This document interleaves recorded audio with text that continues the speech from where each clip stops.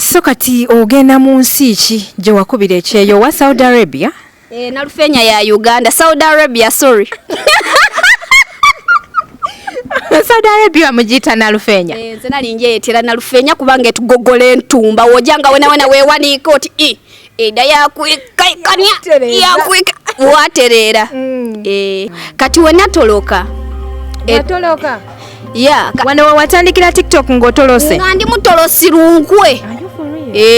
Kubanga contract like nalinga ino kalenga bali so tight yanga tibandikiriza kuba kwisimu but wenatoloka mba ndi kutambula eyo nagwa ku app lwebeta TikTok nalutamu mu isimu kyata. Kati awo wakoleranga TikTok ng'olwedde omaze okutoloka nga wowobeera n'olweyo n'engoye z'abakadaama nga toli mu nyumba ya Mwarabu nakyenda byakutoloka so wenatuuka e Saudi yankoba toloka oli kubonaabona toloka and I'm like no kiri kwenda byakutoloka yankoba ekintu kirala nti kama w'olibanga oli mu mbeera mbi ino odda kunkubira isimu yange edda kubaako kuluno ninze yakola ki ninze yamufeefeeta ng'Omuwarabu anize bulungi akataago yanamukubira so yankobera sente yakubonya nyo Omuwarabu bubi kumpemere nalyanga emere sawa mukaaga dabwire and nali kenkola ino nga nkola keksi ntabula emere yendiga mu data ship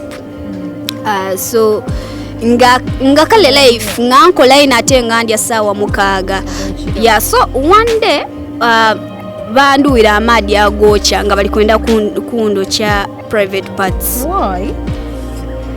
So that's when atandika okulowooza ekintu ekyokutoloka. Bakusangawo kuyira amazzi Agookya mu bukyalo. Omusajja yampita n'angamba ndikwenda kunywa chai. Nakulwega. Olwo lwa mu kibuga. Ndikwenda nkwegesa olusoga lwene oludingo olulimu ekinusu. Gena kunjikiriza olusoga luli lwennyini olutuufu. Olimu ekinusu muve ku luno olusoga olw'e Kampala luno lweba weeweeta bati kungulu. Nenda kiene ekiviira era leero waife. Wangi?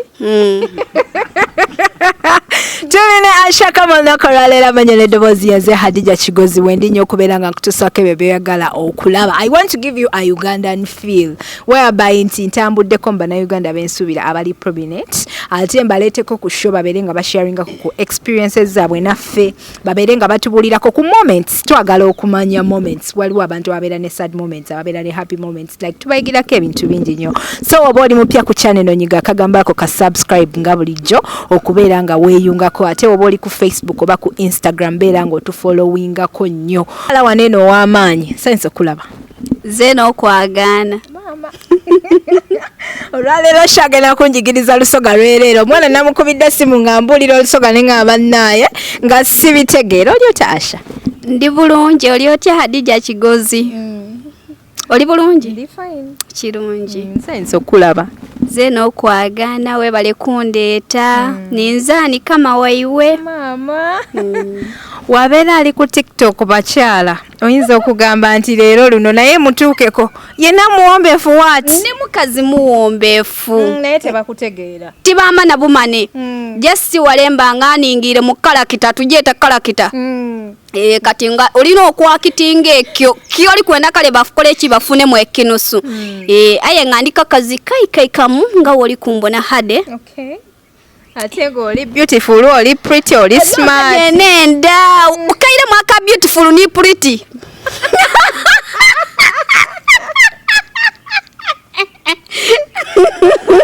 oli beautiful oli pretty oli calm kwegamba yes. Bino biri kwegamba buli kirungi kiri ku mwana mulala nze kama okay alright so kati soko buze kubatulaba n'abantu abakufollowinga ku TikTok nga tetuneeyongerayo abambona n'abampuliriza amaina gange nize Usher kama 18 official okay nga aka international just kabawo kakwevimbya ndi musanufu ino okuba ku channel ya Hadija Kigozi kubanga Hadija YouTuber munene ino actually oli omukuba YouTuber kankobe oli YouTube omukazi omunene ayemereire mu nseno yona So ndi musanufu okuba waneno ni hadde kigozi. Yes, nga tulijja kuwaya mukuku. Okay. Wali ya Dubai eyo partner wange gwenkola naye tuina show bagita pokopoko bamuyita Simon Chivumbi kutumiddeko nnyo nti sawa yonna mu Dubai nkoma wate tubenga tubasabula bulungi. Omwami ono akwagala nnyo. Akufollowinga nnyo buli we twaberanga mu show nga gwe gwayogerako mu TikTok bamanyi nga gwe gwayogerako nga mbisala bu video by the way ne mbuteeka ku TikTok yange ne nkutaginga naye ndoza ngolabi katobulaba njagala omwami oyo bambi omumbulizeeko kuba akwagala nnyo. Okobye bamwetani Simon Chivumbi. Banange Simon Chivumbi ninze serebu wa TikTok gosinga kwenda right now atyemeni Hadija Kigozi nga bambi kwenda ino zena webale kunenda ninzani ayendebwa omuntu ali e Dubai. Nala tugenda kufira busho. Okay, so kati wetwogerera tubadde tumanyi nti walinyedde ennyonyi. Era ffe tuli okwo bulijjo tulinze. Tukulabe ng'oli mu kampani uniform, ng'oli mu kola. Kwegamba otumazeemu amaani. Amazima gali nti abaana bende ino ndireyo kuche nze tidi kati Hadija kazoke muze lwaki abaana basanufu ino buli wenemerera nakuba nti ndikuja baba basanufu ino bakoba kama congratulations come back and we work abaana kale banendeze ino okwirayo kuche. I don't know why tisobola kuba nti oba mutima mubi nti benda okumbona mu situation. I think abaana batwenda ino nga okubecheyo sichibika. Yeah, batwenda ino kale nga tuli mubo kubanga abaana basinga okutusupportinga abaana bali kubacheyo right now. Kati omwana wabo nabambi ngoize ayinzoloza nti they may lose you going to fail or something. Baloza they may lose you okufocusinga ku internet. Sometimes ziba ebintu bingi kale bichuka. Yeah, so abana bagala nitusigalanga we are with them. That's why maybe abana benda ino kumbona nganzeyo kucheyo aye cheyo kirungi. Yeah, cheyo kirungi. So kati kino kitwale nti yabadde vibe ya TikTok nogenda nokoma entebe naye mama kama oyina sente otambula paka niweetekamu n'akanyonyi niweetekamu obwo n'obudde agona amaani gofuna nga abaana bakwenda. Yeah, that's the spirit. Yeah, so ekintu kyaliwo ekiri actually Hadija niwo omuntu asoose okukikobera like the truth. Nali nina gwendi kuwerekera ku airport. Okay. Yeah, so kati mweyo nga ndi kumutwala yankoba by the way why don't you shoot a video? Lwaki tosoka noba gugumula?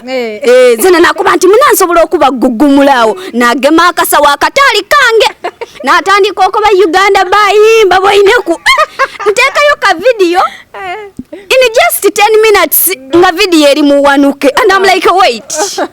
Want me to go back so people they are like kama congratulations come and we work and I was like wait, let me shoot another one. Okay. Shooting ateneka kuba nengamba wait, even YouTube I can shoot this content then is nekolera video dange natuka ku airport still nakola video kati eriyo bano ba ebukira atogota mama ebukira atogota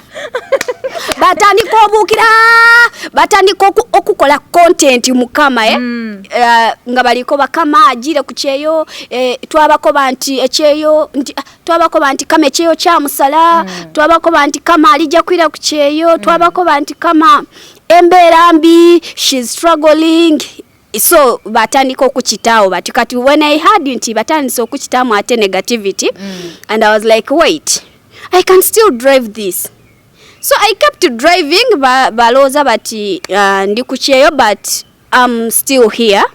Yeah, nkaliwe Hadija. Wow, that's so nice. Yeah. Okay guys, abali ku HK Media akabozi tukasimbulidde manyi ndi n'omukyala kama Asha kama atenga mukyala mukukutivu nnyo ku TikTok, mukyala wamanyi nnyo mumulabyeko mu videos obwenjawulo abana be Dubai mumwagala nnyo mumusupportinga nnyo inspiring abana bangi nnyo abakola eyo ku kyeyo. So kati olunaku lwaleero twagala tutegeere ebitone ebimukwatako ku TikTok emutambulira etya entala aziyitamu atya yoneyo tugenda kubeera nga tutuukayo naye njagala osokombulireko ku manya g'amatuufu ng'oggyeko gano gemanya ga Asha kama akirimu stand be nze ndi plain nze tyekwekereza amena gange amatuufu ninze Kawala Muwumba Asha. Wow. Yes. That's so nice. Yes. Okay, so kati ovadde Uganda n'ogamba nti nokogenda okuba ekyeyo. Which year was that and how many years have you spent where you had gone? Ku kyeyo naja 2018 ogw'ekumi. Yeah. So naira 2022 January. Okay. Yeah. So kati ogenda mu nsi ki gye wakubira ekyeyo wa Saudi Arabia? Nalufenya ya Uganda. Saudi Arabia, sorry. Saudi Arabia mugita nalufenya. Nze nali njeetera nalufenya kubanga etugogola entumba wojanga wena weewanika oti eda yakwikaikania yakwika waterera. Okay. Okay, so kati okikubiddeko mu Saudi Arabia nkulabye nga obeera nnyo ku TikTok. Bano tebafuna eyo time, tebafuna eyo opportunity ebeerako ku TikTok. Like, you know, ababosses abamu babajjako n'amasimu. Like, how did you manage? Nobeera nga gw'oli mu nnyumba nga you're free? Like when I mu contract I wasn't free kubanga bali ba monitoring ino. Kati when natoloka. Watoloka? Yeah. Wano watandikira TikTok ngotolose? Ngandi mutolosi runkwe. Are you for real? Kubanga contract like nalinga ino kalenga bali so tight yeah nga tibandikiriza kuba kwisimu but when natoloka mbandi kutambula eyo nagwa ku app lwebeta TikTok nalutamu mu isimu kyatandi. Kati wakoleranga TikTok ng'olredde omaze okutoloka nga wowobeera n'olweyo n'engoye z'abakadaama nga toli mu nyumba ya Muwarabu? Nga ndi mu nyumba ya Muwarabu aye nga ndi mutolosi. Okitegera? Watoloka n'ogenda mu nyumba endala ey'omuntu omulala? Okay, naye nga tekiri mu mateeka? Nga si kya mateeka. Yeah. So kati oyo omukyala ye yakuwa eryo lyonna eddembe? Okusooka tiyasooka yampa eddembe eryo. Yeah, but najja okubona eriyo ka video ke nakola akagoenga viral. Kati waliwo sister we yali alina kadaama yali munagana. Yafuna ka video ako. Kati we yakafuna yakalaga sister wa madamu wange, madamu yakansindikira mu inbox. Yankoba ono like ono niwe of course tisobola kwegana nga lu uniform lwendi mulwe yangulira namukoba nti mama ninza eto kuba kuki ku mutwe. Yeah, so namukoba yes ninze yankoba video bichi tienda video bichi namukoba madam for me the good thing nkukolera bulungi. This is my life. Nechindi nkola video dino just kwetola kuchi stress. Namukoba madam if you're okay with it nkobere ebifo bye nino okolera muchi video. If you're not okay with it I can pack my things and go. Ngamaze okumera amabati.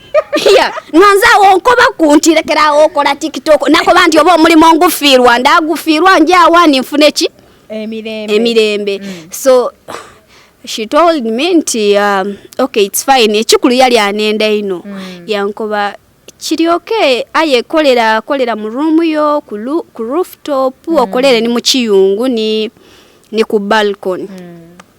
Bajeta hosh yankoba okolere nga ni hosh ayi tokolera mu bisenge by'abaana bange tobata mu video neidiro tolikolera mu ki video. Nakoba nasoka nabala nakoba waba ngampaire ku rooftop eyo actually byona gikozesa bulungi hadi jankololeku kolola. Oye ashaka official. Nanga it's okay. Tofayo nafe fena tuli baradde. Kati like nze chenali ndi kufa just wangulu ku rooftop because eyo je natera okoleranga ino video. Yeah, nakuba ka stampa ku rooftop eyo kiba kiwaire era we yampa rooftop namukoba buke madam webale namukoba ndijja kukolera emirimu. Nawe oti weno oti okobo tibanange nze ndijja kusigala ngande tabana Uganda mu maka gano.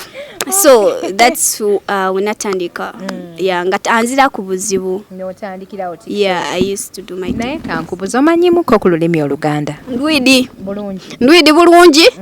Ero akubanga oluni nenda kuba gololo ntumba imwe abakoba muti mutegeera lusoga nenda kuba tereza mu line mutipata mutegeere nti ni wembake ndi Oluganda mbandi dino oluki olusoga kubanga nze I believe nti abana aba following tulina about from different tribes abaana banfollowinganga tina basoga naye olusoga lutegeerekeka mangu olaba nange oli wano nange naye mbiwulira okitegeera aye abandi bakuba tetubitegeera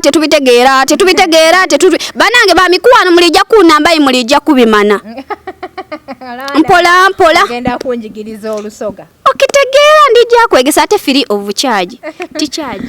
Alright, so kati oyingidde mu nnyumba oli mutoloso already okolera mu nnyumba endala ate nga tekiri mu mateeka awo wamalawo bbanga ki n'oyo omuntu gwe wali okolera? Of course we natoloka nasoka nafunafuna mukukawe ebiyumba byanyozo mbakale byambisa bubi finally nafuna oyo madamu wange bali bamweta madamu Sara era buli wenja ku musaalo madamu Sara amusabira ino ni family ye so nafuna bambi oyo omukyala namala naye 2 years 2 years and some good months. Yo wali okolera ku rooftop? Okay. So kati wano mukudda nakulaba nga okola ka video nga kirabika nga bakudeportinze. Is it true? Yes, I was deported. So kati finally how do they deport you? Like bakudeportinga bati bakunonya paka we bakufuna? Nedda nze mwene ninze yetwalayo nakoba nti Usher kama 18 official. Njagala kunziza. Nenda kundizaayo. So kati bakutekako ban, you cannot go to Saudi Arabia anymore? I can't after 3 years maybe. After 3 years. Okay. Wow, nanti munange ffe ebintu twalinga nga tubiraba mu bits nga tetubigira ki nga tetubiwulira bulungi so lero njagadde nkuyita ate obeere ng'obitunnyonnyolako kubanga nkakasa n'abalala baagala okubitegeera. So kati awo ekyeyo wekyaggwera eky'e Saudi kyakugasa? Alhamdulillah. Sente wazisindika nga otya toyina mpapula watolose eri? Of course like nali free ni madamu wange so madamu wange ne yansindikiranga yanga aja yansindikira yena ina gwendi kwenda odisindikira ya receiving like that. Mwele nyumba gye wakankuzeko emabega mwele nyumba gye wasooka okutolokamu n'ogenda mu nyumba endala kati for example ovuddeyo ofulumye ebweru wa gate awozaako ki njagala ombuulire awozaako ki era muli mu bwongo obwolowooza ki? Kati buli mwana mutolosi oba ali ku planning otoloka asooke aningirire bulungi totolokanga ng'ozira wajja oli jjajja oli bwana hade some of us like tituli bagezi ino ayi tuli ku bagezigeziku abaana abandi benda okutoloka ayi yafuluma bufulume ng'azira wajja yakuba ndijja afuna taxi entwale aye erijja kutwalawa nze before ngaka alite kutoloka one nasoka nafuna omuntu alijja okuntolosa ekiyumba wendi josokera ngandi dyebya rent ebyo byonna obimanyi otya okwatagana otya n'omuntu agenda okutwala mu kiyumba ekirala eriyo bakasiguzi babeerako ku social media so I had my friend ngorede ye yatoloka nga kinamu experience kati nze wenalinga nkali Uganda nga ndi processing ku yankobanga ida nkutolose and I was like no na tienda bya kutoloka so wenatuuke Saudi yankoba toloka oli kubona abona toloka and I'm like no tiri kwenda bya kutoloka yankobe ekintu kyala nti kama oli bango oli mu mbeera mbino odda kunkubira isimu yange edda kubaako kuluna ninze yakola ki ninze ya mufefeta ng'Omuwarabu anize bulungi akataago ya namukubira so yankobera sente yakubonyabonya nnyo Omuwarabu bubi nnyo yakuyisa atya Omuwarabu yampisa bubi kale nti sometimes wendaba abaana abagenda ebweru sigamba nti bagenda naye mbasabira busabizi bambi ya Mukama abayambe bakomewo nga balamu bakomewo nga bava ku achieving some of their things kubanga waliwo family gyotuukamu you end up regretting nogamba like singa sajja ye lwaki najja cause for me nze nali siina nti oba nina obuvunaanyizibwa back home nti kyekyantwala so sometimes ngantuulaawo nengamba why am I even suffering nengamba nali ku mobile money nga nfuna akasente kange why am I even struggling nga tonnaba kugenda wali okola ku mobile money nali nkola ku mobile money and that mobile money like yali empa peace ya ngempe emirembe ya nali njifunamu kozi nze by the time I left nga nsobola okweriisa okwepangisiriza omanyi like for us ladies tulina just nti osobola okweriisa osobola okweyambaza as simple as that so ebyo nabyo alhamdulillah nali mbisobola nali mbisobola no salawo genda ate ku kyeyo ne salawo ngende and it wasn't nti ngenze kunoonya sente that's why nze hadenze ebintu ebya sente tibijjamu ino ebintu bya sente tibimalamu nti nze najja ku kyeyo not because nti nali ndi kwenda sente najja ku kyeyo just to run away from the stress I was facing during that time. What kind of stress were you facing by that time? Relationship stress relationship of course tesobola kundeetera na kubuuka mosongo omusajja tanyanjudde tanzimbidde oyo yasobola okundeetera okubuuka ne ngamba oyo ndaluka nga nzimbidde nyumba angulidde motoka anyanjudde oyo ng'olina n'abaana be awo osobola ogamba maama naye like ono boyfriend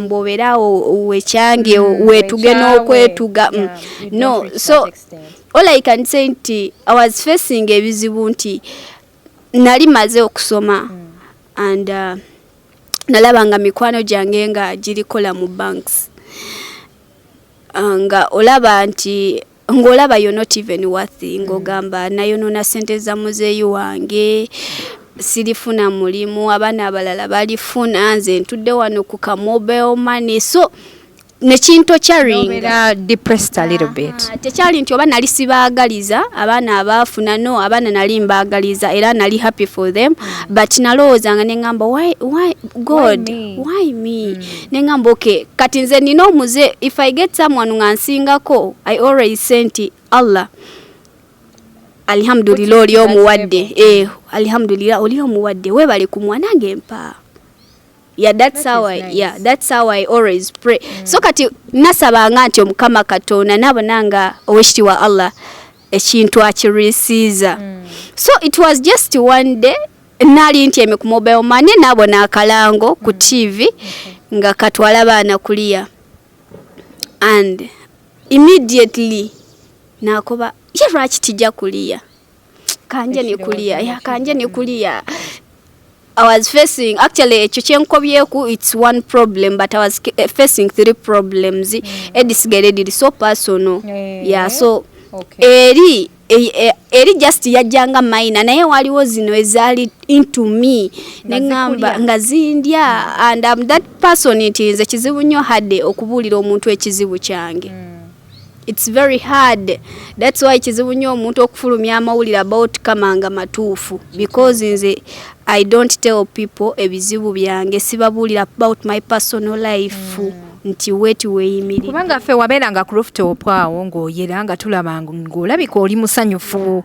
ng'olayika ndowooza obulamu butambulira ddala oli okke nga nze simanyi nti watoloka nali natoloka and by the way like n'abaana balwawo tegera nti ntolose balwawo nnyo some of them thought that wenvuddeyo ne ngamba nti ndi mutolosi balooza nti oba njagala tolosa abaana kufuna sente naye ate hadde nze omu eyava e Saudi when nali nakatoloka of course natolosako abaana ba kampani yange abawera 5 then nenstopinga from then sadda mutolosa mwana until now nti abaana bajjanga ne mukaboksi kange after okulangirira nti ndi mutolosi abaana baida kama ndi kwenda kutoloka but nakubatirija kutolosa abaana because for you can be lucky oundi yadema omulala n'atasobola toloka bulungi okay so kati wanene wobadde okyali okumbuulira mu nnyumba omukyala engeri gye yakuyisaamu ate n'ensooka nkuze Uganda yakuyisa bubi nnyo mukyala yampisa bubi nnyo akukuba atakuwa mmere nga kiki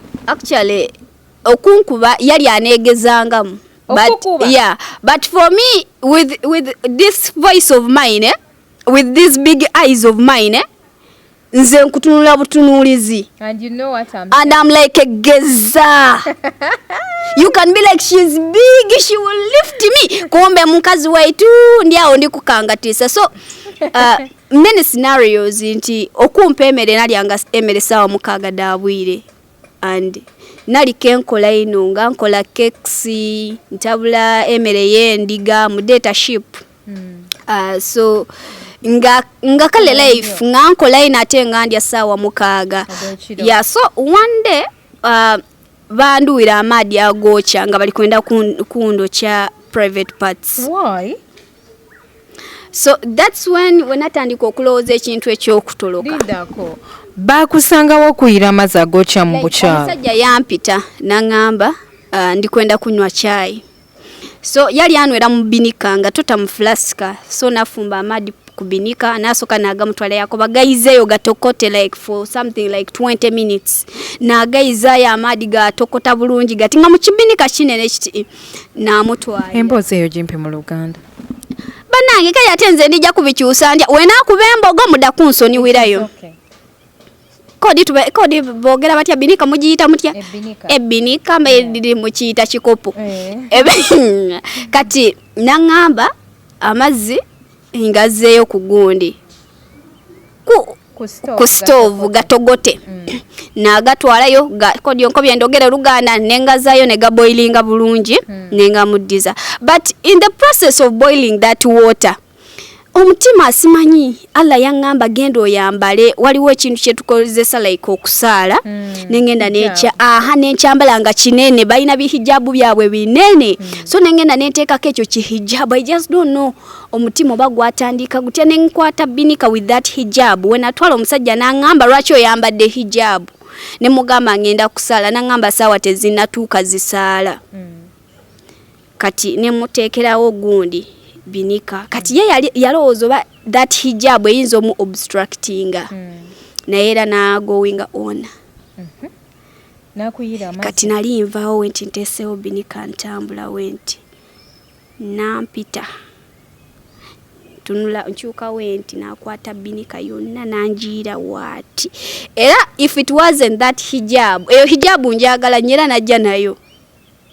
erimu ebimuli weti like nanjiira zenna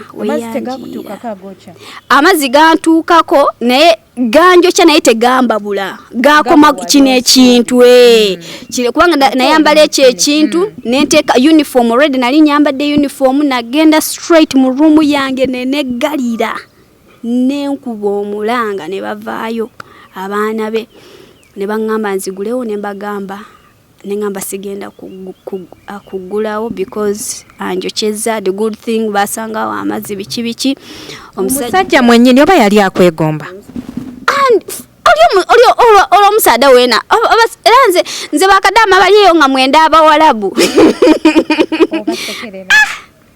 yeah yali akwagala oba simanyi kubanga ze yali tankwananga kubanga kati yajjawo omutima gugamba nti kakuyira amazzi simanyi kati bali we bamubuuza nti lwaki omuyirida amazzi aganyogo Agookya n'agamba nti ana mayibwa aswad kati ngali bagamba nze saagala baddugavu aswad sheitwana anayibwa Philippine ngali gamba nti lwaki baleeta so ekyali kigenda okunjokyeza because of being black lwaki baleeta kadama omuddugavu ewaka ne bataleeta ba Filipino ba Bangladesh oba bayindi kati sokolinde awo ngomaze ebbanga kinga oli nabo maze emyezi gyali gigenda mu 6 ery'ebbanga libadde yes naye nga tebansasula nga tebampa sente kati omanyi na concocting ebyo byonna bye baali bankola nembala emirimu gye mbadde nkola Hadija nali mugali amakanze nga I don't know how to smile mambi nga nze simanyi how to smile nga we mwenya you can even tell that this girl is faking natuka ekisimba omutima gwo gwajjula ennaku nga ne wontunuulira obutunuulizi wootye osobola otegeera what I was going through nze nali simanyi kuseka n'abaana be twali nabo mu contract by then ku company bandabanga nnyo cause nali nnyo mu group nali so active kati batandika okulaba nga I'm not active nga buli kiseera bagamba banaye Usher aliwa ngamba sindikira ebifaananyi nga ndikola nga bagamba for you every time obeera okola eno time ya kuwumula kati nga I don't know even how to smile nga ndi gulume ze nali gulume nga even if I try to smile like this nkaba bukabi that was ekyo ekintu like tekiri kuva ku bwongo. Yeah, so yayagala okunjokya baganya okumpa sente zange bambogolera waliwo akawala bali bakaita kaminal kampisa bubi emmere bampa like omanyi okumpa ebikokoto then enkoko nti bakuwaddeko ekifi ky'enkoko omwana akikwata n'akirya kyonna n'akuteekerako eggumba waggulu. So I realized that nyinza okufuna n'obuzibu mwaga amaka and I decided that is when you started thinking about kutoloka. Yeah, nengamba kangende. So when you escaped from that home nabadde nkyakubuuza getting out of the gate for example mumaze okola program ne mukwano gwo yakufunira w'olina okugenda kubanga yewe yali abeera wamujja mu WhatsApp group? No, twava naye no nga mumanye Uganda. Mugenda mwenna. Yewe yali asula baali bamuyisa bulungi. Yeye we yali asula baali bamuyisa bulungi nga talina buzibu. Tekulaba ku TikTok mukwano naye tosobola kutegeera mbeera omuntu gy'abayitamu ate nga bangi bakwegombeyo gye bali, ekyo kimanyi? Abaana baneegomba. That's why mu inbox yange Hadija wenkubikulira abaana balina ebitamuko. Omwana nalowooza nti olimba because bakulaba maybe ng'oli musanyufu 24/7. Yeah. Bambi, keep that smile for me and for other people out there who love you. Smile yange esanyusa bangi. Eyinza okuba nga esanyusa nga bantu 100. That is nice. Yeah. Alright, bannange tuli ku HK Media yenze kennyini Hadija Kigozi. Mbeerawo nnyo kutusaako abantu bo bennyini. Bonna bali mu Uganda, abali e Dubai, abali South Africa, buli wamu nze wembeera nkutusaako abantu ababaawo. So kati olunaku lwaleero tuline Ashakam official ate ng'agezaako okubeera ng'atunyonnyolamuko ku bulamu e Saudi, obulamu bwabusanze wano e Uganda, oba oliawo mpozi nammwe abadde bamanyi nti oba yagenze Dubai oba yagenze UK, akyaliwo wano ndi naye omukyalo ono nze mulina olunaku olwaleero. Tuli empowered by Speed Express Tours and Travels, company yokka eyakakasibwa okubeera ng'esaabaza abantu okuva mu buli kitundu ky'eggwanga, mpozi ate ne baganda baffe aba Roast Coffee Academy, ate nga bano be barista barista teachers abakusomesa okubeera barista atuukiridde n'ogenda e Dubai n'ofuna ku mulimu ogw'ebbeeyi, okitegeera. So kati mukwano gwakugambye nti nno ogenda kutoloka okuva mu nnyumba wali akusomedde plaani ye yakufunira abantu abagenda okuhousinga anti kati like eri abannayuganda bangi, so otoloka accommodation eyo wabeerawo abannayuganda, eyo nyumba mwogenzi obeeramu abannayuganda. Waliyo abaana abakola ebweru nga bo tebakola mu kiyumba e Saudi nga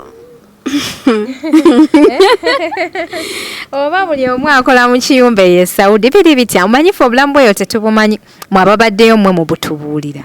Nze just kyemmanyi nti abaana abasinga obungi Saudi bali mu biyumba abakyala, percentage esinga obungi bali mu biyumba. So ne wootoloka still ogenda mu kiyumba unless nga babayita bakaswahili, unless nga olimu omuze gwa prostitution nti osobola okutoloka n'ogamba nze sigenda genda mu kukola mirimu gino kangende njiribe. Yeah. Bambi. Okay, so kati otuusemu eyo ennyumba nga bwe tukulaba otandise okukola TikTok egamba ki? Yeggwa omu ku ba queen ba TikTok. TikTok is fine. Hi TikTok. Okay, so kati ogenda okutandika okukola TikTok ng'olinako anyone akuinspiring nze oba just walaba bulabika app n'ogamba nti kati nange kankayingire? Because so many people have been inspired by others. Yeah, kati nze nali nnyo ku Facebook.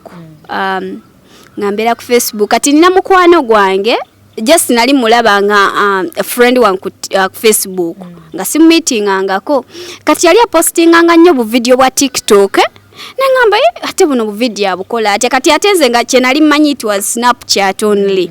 Yeah, nga wali muzungu Snapchat ya bazungu just nga nzemba ku Snapchat nakola bu video bwange na bu postinga ku Facebook like that. Nga even ku story siteekayo. Yeah, so one day I inboxed the girl nemubuuza Zai. Nemugamba Zai, zino video zikola otya? Nangamba this is my WhatsApp number. Nampa WhatsApp. Then nangamba waliwo app gye bayita TikTok, install. Nyangenda ne installinga. Nangamba sign in ne signinga. kati ona signinga nenda bobweru nga bungi nnyo bungi nengamba yi okusizira mu religion region mwali nga ndaba bawalabu bafilipino bazungu ne mugamba nga abaddugavu sibalaba nangamba genda following egundi bo bakola live aho jatandika okulaba abaana abaddugavu nangamba following gundi nampa abanene ba TikTok nangamba bobo following ojja kubanga obalaba abaana ba commenting ogendayo no following abantu like that yeah so nampa amanya nengena nemba searchinga yeah netandika nange yeah. Okay, so kati otandise TikTok tuyingidde mu lugendero lwa TikTok ekunyumira ekunyumira nnyo ekumalako ekiwubaalo then finally you're deciding okukoma we Uganda. Yeah. So kati bizibu ki byosanze ku TikTok gwe ng'omuntu tetunaba kulabako mu ntalo TikTok ngejjudde omuliro yeah just nze obuzibu bwennina kuti uziwenina just bantu kwefuula nti batwidi nga tibatwidi yeah like TikTok tuinako abantu nga tubayita nga befuula kamba nze mbayita ba Venom bajjudde obusagwa nti agenda kujja akole kisitore nga chifu achiwa abaana just ekyo kyekikutamya ya neshitani kinga erinnya lyo omwana natandika okulabamu kale ebituli nagamba mbadde ndowooza kama ali waati naye ate ali waati you get so kati waliwo abo abantu just nga baliwo just kutanishinga manya gaffe which is very bad though still obagumira obagumira n'ogamba ne bano baliira kuffe bafunira ka following n'ogamba munnaye waba tayogedde ku kama ka live ke kagenda kubeerako one viewer kati alina okwogera ku baana kaŋŋambe abaana abaliwo saawa zino okulaba nga naye bambi account ye etambula so okay. Alright, so kati tofunangayo ko lutalo ku TikTok olwayingira mu kono nofukamira n'okaba ndabye abajja ne bakabira awo amaziga ku TikTok live. Olutalo nze entalo nzifuna naye lwakubanga for me I have one thing kyeneeyigiriza hadde nze wentegera nti tonjagala I distance myself from you kyekinyamba nti for me kama wentegera hadde tonjagala otandise okunkolera live onvuma video onvuma kyensooka okukola ngenda nenkublockinga wemala okublockinga it means sijja sobola kulaba video zo zonkoleredde abaana abantagize mu video ezinvuma mbeera sobola balaba nekira live zomba sisobola kola kiziraba and I have a bad habit wensanga omuntu a recording the live ey'omuntu anvuma mu blockinga nengenda ne mu comment section nencheckinga baani abo abatanjagala nabo nemba blockinga bagoberera mukama so that's how I create my peace ntize kama wemanya nti tonjagala I sweep you wenta sweeping la maybe Facebook I don't sweep kubanga Facebook ndwawo okucheckinga comments naye TikTok I sweep off omuntu gwemanyi nti tanjagala yeah okay so kati ku TikTok kuneno mufunayo ku sente mpulira bagamba nti no babasasula ka sente kama njagala mperero ku sente ya TikTok onjirieko no mwana wasaba sente njagala ndiye ku sente ya TikTok lero yeah TikTok chenino okoba hadde esasula but TikTok nze ncheta indirect payment nti TikTok ekusasula tegenda kuveri egeme bugeme sente ko we have transferred this amount ku account yo no TikTok esasulira mu bintu bingi TikTok esasula mu gifts oba kokola live abana ba ku giftinga that money dija ku account yo you can withdraw and of recent natola yo ka center akawera ku TikTok just because of live rakubanga nowadays nalekerawo okola live network entawanya mu can sometimes zimba busy but live edo wedibanga dili active and my live dali no active ngamba kuna abana banji abagiftinga yeah so osobola ofuna sente another thing endorsement tuna endorsement those endorsements dikutuwa sente I have got many endorsements. Yeah, I've got many endorsements. Yeah. All right. Ate mikwano waliwo abangambye nti bafunye ba boyfriend ku TikTok. Amina. emikwano bafuna ku TikTok. Onfunyeeko emikwano mingi ino. Nfunyeeko emikwano mingi ino. Nfunyeeko n'abantu like bempulirira mu like family. For example, Skater fellow man, and that's Skater over there. Mfunye Skater fellow man, nafuna Mr. Stubborn. Mr. Stubborn yujo omwidi. Mumanyi ali Dubai kati. Stubborn yali Dubai. Hi Mr. Stubborn UG. Ogenda dio mulabako boyfriend wo. Boyfriend wa TikTok. Okobye ndikujali kubona banange boyfriend mwelezeyo ka visa ogenda omulabeko. By the way, Stubborn yali okay n'okumpereza visa. Anytime wengambira nti I want to go there, Stubborn can get me a visa. Wamati nekyo Stubborn, of course nekyo. Stubborn can get me a visa. Wenkobera nti today or tomorrow asobola okumpa visa. Bannange video olunaku lwaleero tugikoledde waleero ku Stream Live Avenue ate nga ndine Ashakama olunaku lwaleero tuli mu batwaliramu ddala naye ng'ate tulabika ndowooza tunaatera okuwumbawumba. Okay. So kati TikTok eno olowooza egenda kutwalawa mu myaka egijja maaso oyinako we weeraba because of it? TikTok entwalawa. By the way, kamba kobere kwa chiri chiti. You know, I'm not that person I focus in ku TikTok. Because TikTok ereta abana banji like abana banji bali kuvayo with a lot of talent and sometimes oyinza okubula ku for you page like for 2 days. Nga abana tibali kubona. Aye ngotereyo video. Meaning that area abana abandi abava okukubisako eki trailer. So I cannot say that nze TikTok njibona munti emyaka gitie nze ka TikTok endi wano. Endi wano what? Nanti kati wafuka brand because of TikTok. So kati mwenjogera ku TikTok, mbera njogera ku Ashakama as a brand. Nti weeraba wa mu myaka egijja ebiri. Mu myaka egijja ebiri. Mu myaka ebiri. Though kino kinali ndi kwenda kukikolera in 1 year, but I don't ndi kubona nga emyaka giri kulumuka misinde. Nali ndi kwenda kozesa that TikTok okukola ekibiina ekya finance kubanga nakola bintu bya finance. Kati nali ndi kwenda ku buildinga kintu ekyo nti tubenga tusobola okufuna it's like a circle. Sako nga mulimu savings ni loans nga abaana tusobola okwida walala. In case omwana alina ekizibu nti yetaaga $2,000,000 nga tusobola okudimuwa ku interest entono ayenga ekintu va kukibuildingirawa ku TikTok okwo ekitegeire. So I wanted it na kigezaku kyakola bulungi era ne sente twadifuna bulungi, but later on namala na distributing that money na divairiza because I wanted a firm foundation nti osobola okuba nti this foundation ya TikTok nali nkyese TikTok saving and loan group nga ndi kwenda kibe kinene, but oidi ebintu olundi sometimes tuba n'obwongo aye nga you don't have resources. So najja okubona nga we had collected something like 6 million. Najja okubona nga abana abandi they have different problems.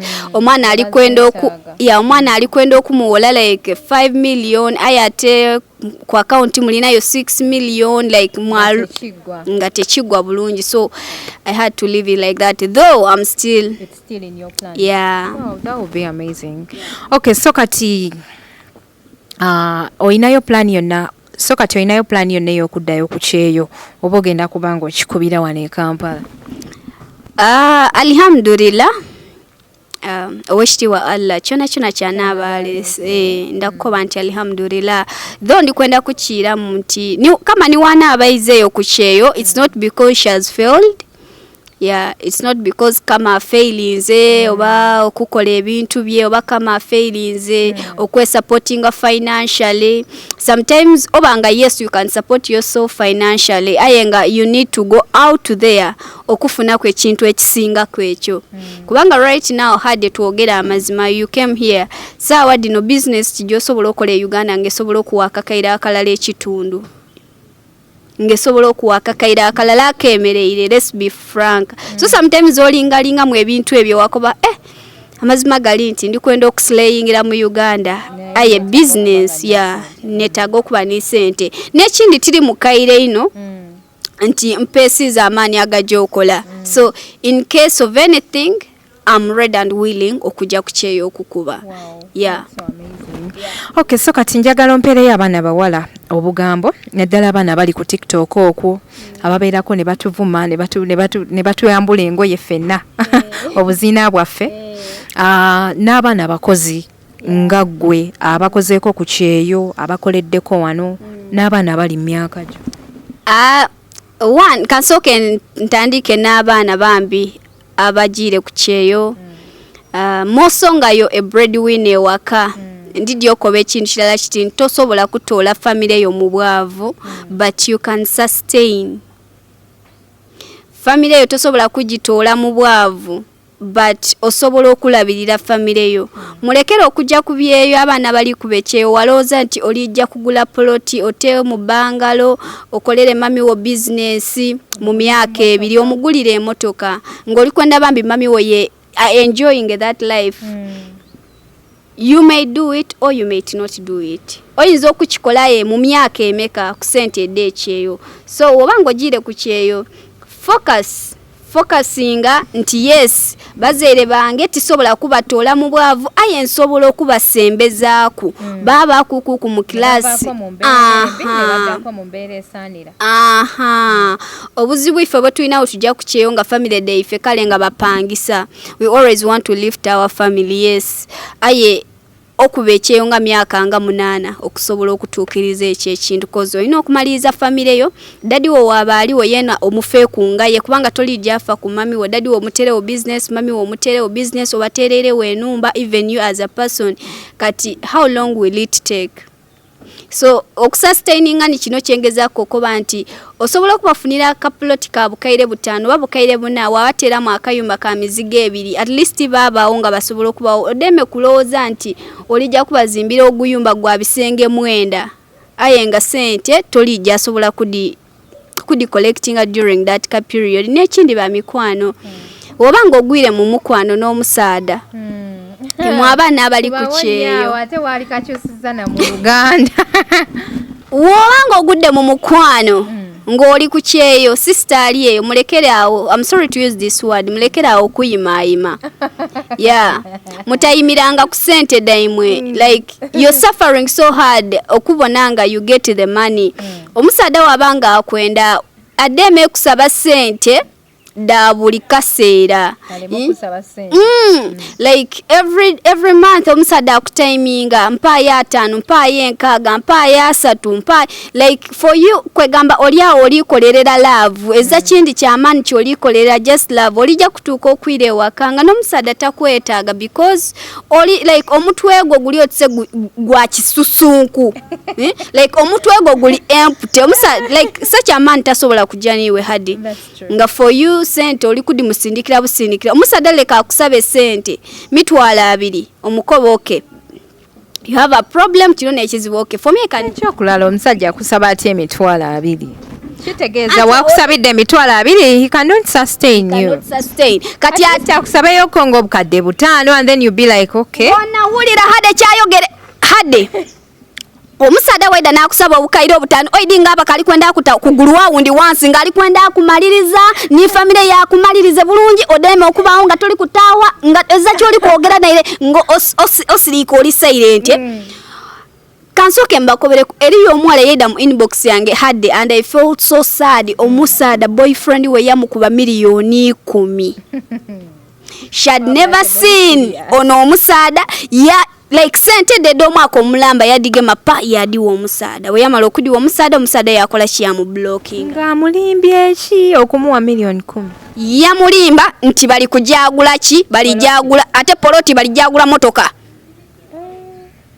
ada kuongereza wange genda kuza magobachi anti motoka ya kutwala basabaze mbo bali jagula taxi so namusindikira sente afterwards nga amazo mubba omwala yajja kama ndikwenda oje ku police or reporting ono omusada yandibye sente and I'm like where can I start from wenajja ku police yankoba kintu kirala ali kulopa ali ku kyeyo tambuloje kwegamba naswalira wa ku police in short ba mikwano your money, value your money. Just value your money. As simple as that.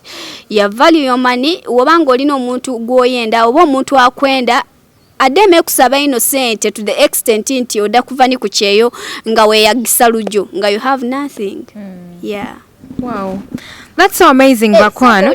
Okobye abatuvuga speed abatuvuma abatuyisa mu gaali awo ku TikTok. Abonina kigambo kirala ekyokubakoba. Mujebale. Mwebale kutumekinga oku trending. Iwe toidi muntu okubisa mu gaali abaana balumuka bulunke straight yakuba ati ndi kwenda kubona mwana kigwava okubisa mu bajjo tuka ku page yongo olina content. Atali manipulative ngoina content yali ku muzuri bakuba tulija stage nga wano omwana akuwa bwe wafula nti olina content olikola content wotoli muntalo so imaba tuvuma muli tuletera ba followers betutamanye na wajje bavire the last week there was a war eri yali kali kunvuma but in one day nafuna ba subscriber ku YouTube kuwanga like yanvuma nga aliko ba yatese yenyumba ku YouTube haya najiravye yo story abana baduse emisinde bonna ne bajja ne basub in just one day nefuna subscribers 1k. Wow, that's so amazing. Nengamba babe keep burning the bush. Katubasiule bakwana manyale dobozi yeze kigozi Hadija akuberanga nkutusake bebeyagalo laba onako lero tukoledde wano ku Stream Live Avenue atenga wechiweredde badero omukyala Asha Kama atenga omukyala wa Kabinyo atenga HK Media ye kutusako show eno ebera ku YouTube ebera ko nnyo ku social media handles zaffe osobola okuberanga otufollowingako gwatandaba ku subscribing ate nawe no subscribinga subscription ye ngasa nnyo mukwano era njeetaaga nnyo. Nawe ali ku Instagram oba ku Facebook berango followingako ne ku Twitter kwendi nange ku TikTok kwendi nkikubira ddala wenva wano ngenda kola challenge ya Asha Kama oba ngenda koleta simanyi na kumanya nange ku YouTube anti bakati mwa ba YouTuber wetwida wano kuguni mu interview netandiko ko banina ka YouTube ka channel yange muje mukazi subscribing ako ka party mukakutula mu muti. No, you can call upon people to follow you, to subscribe to your YouTube channel tebiriyo muntu mulungi banange mu subscribing ku YouTube channel ya Hade Kigozi mu following ku TikTok ku Facebook kubuli wambambi kakazi kalungi Hade ekiva okunsanusa mbaike ndiroza nti filters ayi mama oli kwalali. Yes guys, mtelabira bambi ku subscribing ku YouTube channel yange Asha Kama 18 official. Bichi byoteka ku YouTube channel comedy oba just your personal life. Ntayo butenga olulima ndi kwasama kale timana ntayo ngandi kwasama natayo comedy natayo lugambo kwegamba kale nkola guno entertain people. Am in portfolio ngema guno ni banange neyanza nnyo yenze Kigozi Hadija Omuwati. See you again.